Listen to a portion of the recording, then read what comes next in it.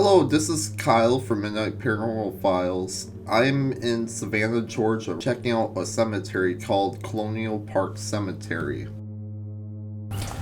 As you can see, these are very old headstones.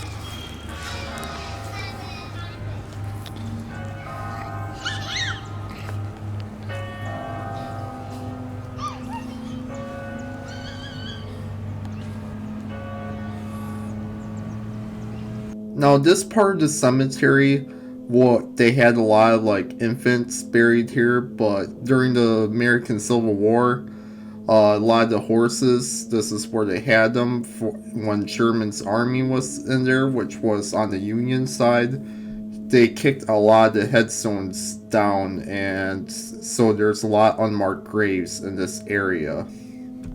Colonial Park Cemetery has a long story and history, almost as old as Savannah, Georgia itself. Now, it was the first burial occupied at the site in 1750, and there was 100 years of many burials which took place in Colonial Park Cemetery. Nearby is a dueling ground, which I mentioned in the video, but I want to talk more a little bit about this because I didn't do fully my research until I got back. What else is there?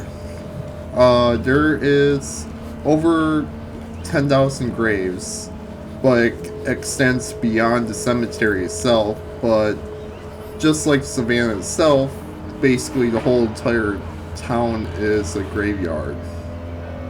So that's probably why this is probably one of the most haunted cities in America, they say.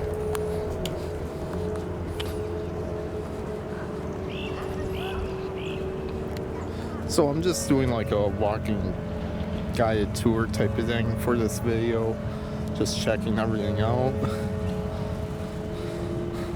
Now, some of the more famous people who was buried here, one of them is Button Gwinnett. He was known for being one of the signers of Declaration of Independence. Then there was also Major General Nathan Green. There's a square in Savannah, Georgia called Johnson Square. There's a monument on him. Green is buried in Johnson Square.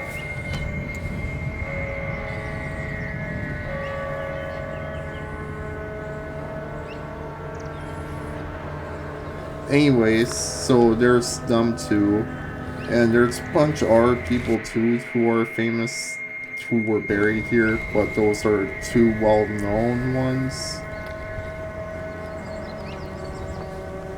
Now, Savannah, Georgia is like one of the most haunted cities in America, and probably one of the most haunted cities in the world, because sometimes they just find bones digged up, or not even digged up, just reappear after all the years they've been buried. They built buildings over cemeteries.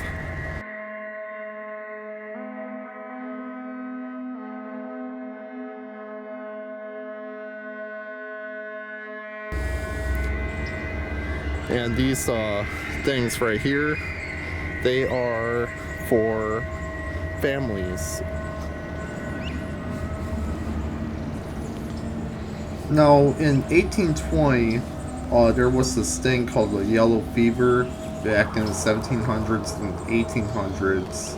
It's one of the worst years was 1820, and there's a mass grave in the north part of Colonial Park Cemetery that holds 700 dead bodies in a mass grave, and they all died from the yellow fever epidemic from that year.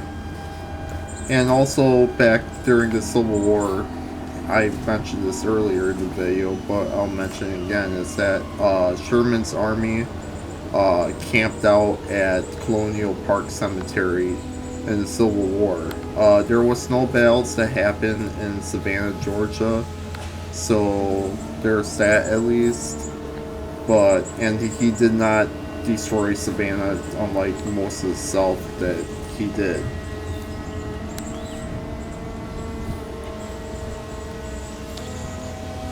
This is a pretty good sized cemetery, but it was a lot larger back in the day. Like what I said before, but they built a lot. Over the years, the town has expanded.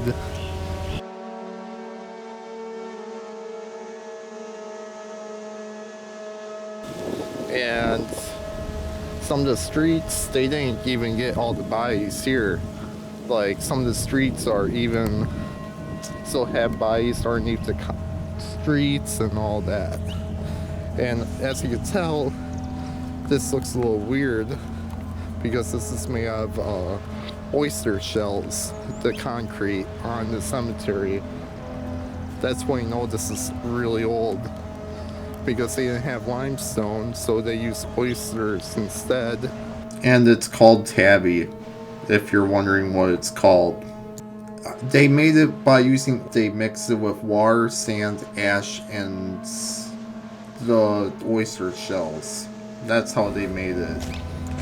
Now, one of the more, there's a couple ghosts that are supposedly haunt this cemetery. So we're gonna start talking about that now. There's this one man named Rondealer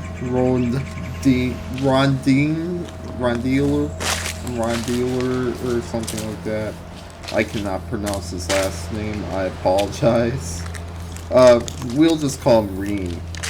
He's been often reported walking through the cemetery or hanging from the hanging tree, which lies near the back wall of the grounds.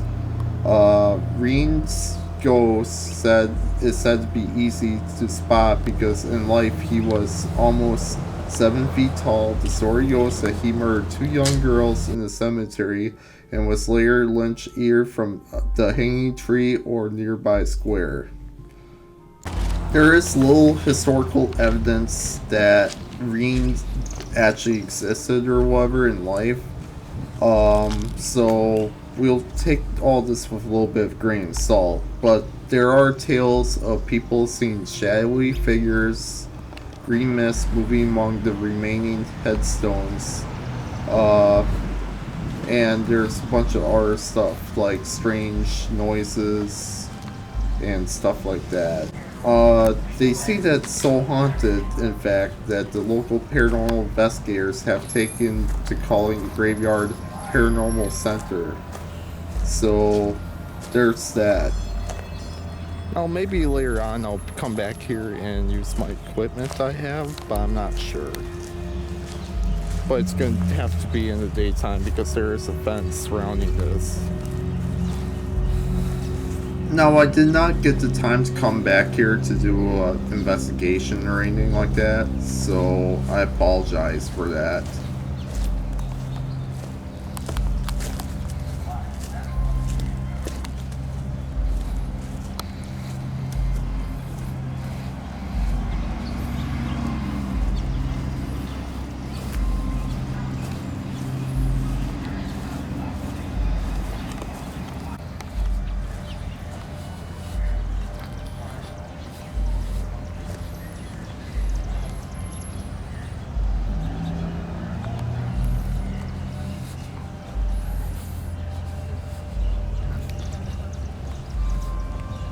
Now, there is history where people have gone to the cemetery in the past and did some voodoo rituals or whatever. That's some of more the paranormal stuff that happened here at the cemetery. That, and then you also had the Revolutionary War, where the British, I guess, vandalized the cemetery at one point in time besides, which I probably mentioned that in the video, but I just wanted to make that clear and let everybody know about that besides. I gotta go see what this thing is over here.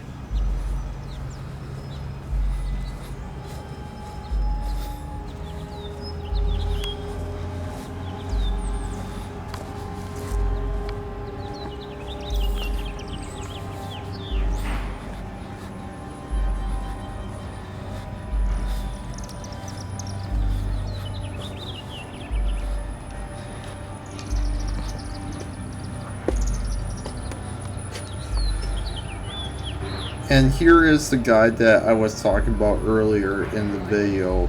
It's Button Winnett. I don't know how to pronounce his last name, but now you saw the spelling of it.